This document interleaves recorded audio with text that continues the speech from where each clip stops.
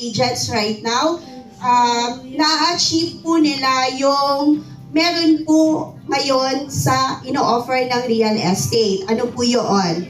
Pera, tama?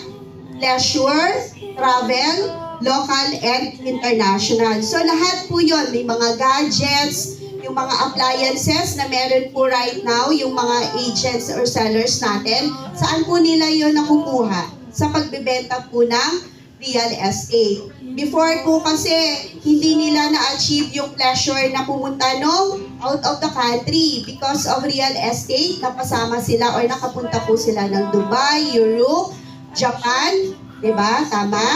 Kumbaga kung hindi ka pumasok sa real estate, parang contented ka lang po everyday na babiyahe-biyahe ka lang. Yun lang yung napuntahan natin.